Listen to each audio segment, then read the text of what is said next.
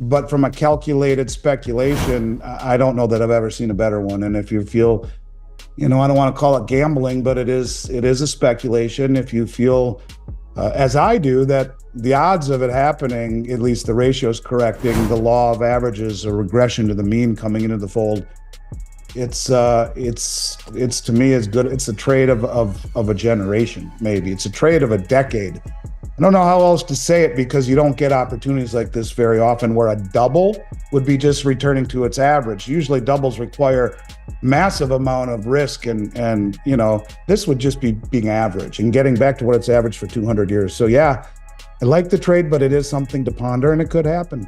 The precious metals market is undergoing significant changes, with a notable increase in difficulty obtaining physical silver for delivery. Andy Schectman, CEO of Miles Franklin Precious Metals, highlights this trend as a sign of deeper shifts within the market. The rising demand from countries in the Southern Hemisphere is a key driver behind this phenomenon. These nations are now more sophisticated and coordinated in their approach, actively standing for delivery and seeking physical silver to meet their needs. Another crucial factor influencing the market is the role of the Western media. Schectman points out the inconsistencies in how the media reports on China's gold accumulation. For years, the media has either downplayed or misreported China's gold reserves, creating a misleading narrative about their actual holdings. This inconsistent reporting can shape public perception and market behavior, leading to a distorted view of the global gold market. Schectman also discusses the broader implications of market manipulation in the precious metals sector. By manipulating prices and spreading misinformation, powerful entities can control market dynamics to their advantage. This manipulation is not just limited to media reports, but extends to trading practices that affect the availability and pricing of metals like silver and gold. The goal is often to maintain control over the market and protect vested interests, even if it means misleading investors and the public. Now we'll show you the best clips of his latest interview, but first, smash the subscribe button, hit the like button, and turn on notifications so you do not miss out our daily recaps. Enjoy the episode. I think what it does is it slowly and continually erodes its value and its demand. The dollar's not going away today or tomorrow, but when you realize that these countries can now use any currency they want, it starts to chip away at the settlement value of the dollar. And again, there hasn't been a challenger to the dollar. But it appears very, very, very obvious to me that commodities, in particular gold and oil, which seem to be remonetized across the globe, are replacing the role of the bond market.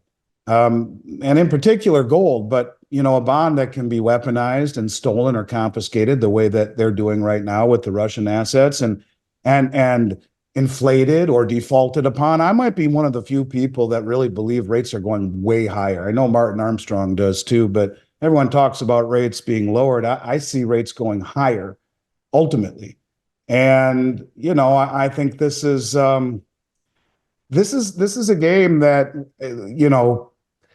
will not end very well for people who are holding traditional assets as rates go higher. And I think that's going to happen. I really, truly do. I think rates will go much higher, because even if the budget was balanced today, who's going to pay for the 150 trillion in unfunded liabilities? And who's going to continue to hold the US dollar that can be weaponized, that's going to see rates rise, where a country that's chosen inflation over austerity, but as rates rise, it's going to destabilize all of the bonds in circulation.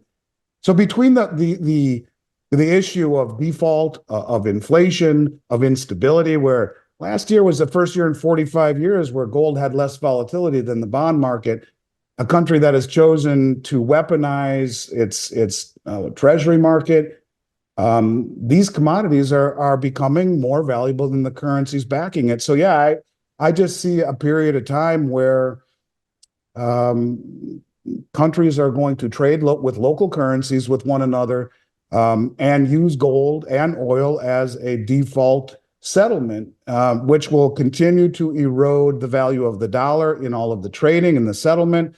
and then completely erode the reserve status as bonds are sold and commodities are purchased. Now, when they issue a gold-backed settlement currency, that really changes the game because, I guess the bottom line with all of this is that they trade in local currencies, they settle in this common settlement currency, and reserves would go into gold instead of into treasuries. The combination of that chips away tremendously at both aspects of the dollar hegemony, the reserve and the settlement status. And the pushback against so many of these dollar bulls is the bond market, the bond market, the bond market. But who the hell wants to hold any of our treasuries of any duration? I don't know anyone that would be foolish enough to do it.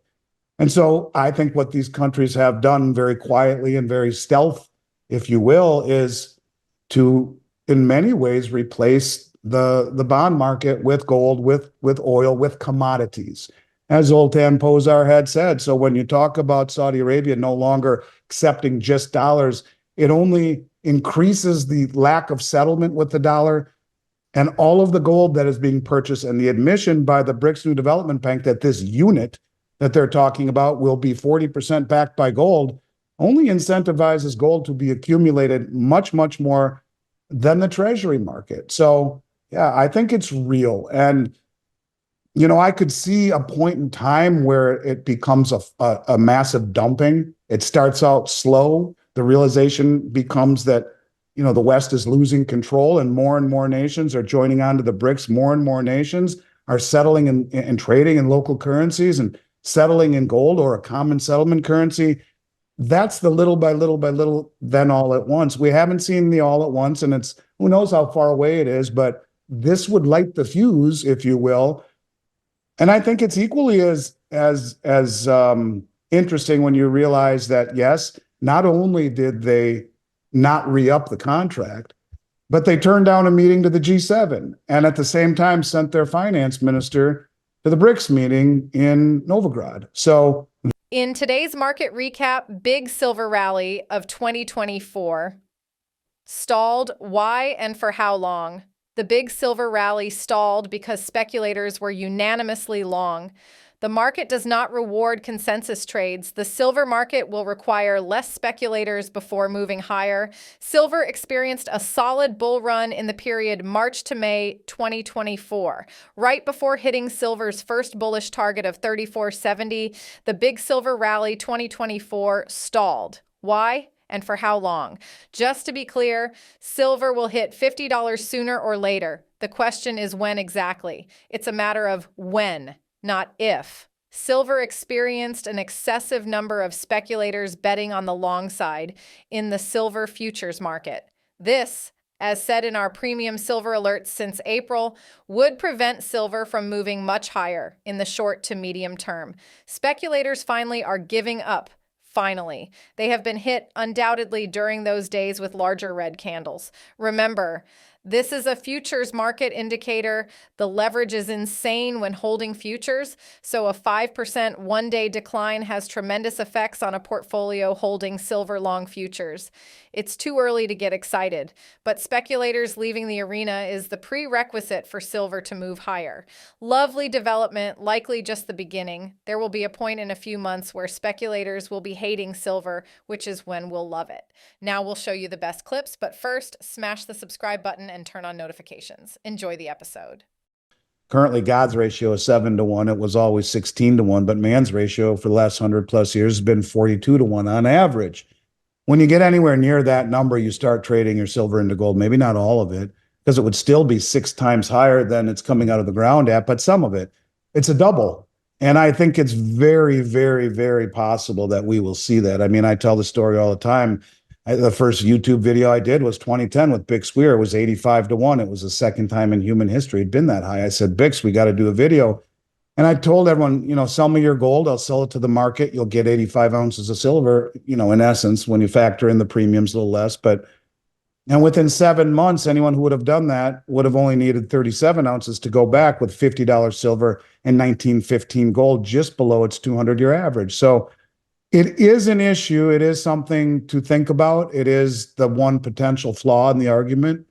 But from a calculated speculation, I don't know that I've ever seen a better one. And if you feel I don't want to call it gambling, but it is a speculation. If you feel, as I do, that the odds of it happening, at least the ratios correcting, the law of averages, a regression to the mean coming into the fold, it's to me as good. It's a trade of a generation, maybe. It's a trade of a decade.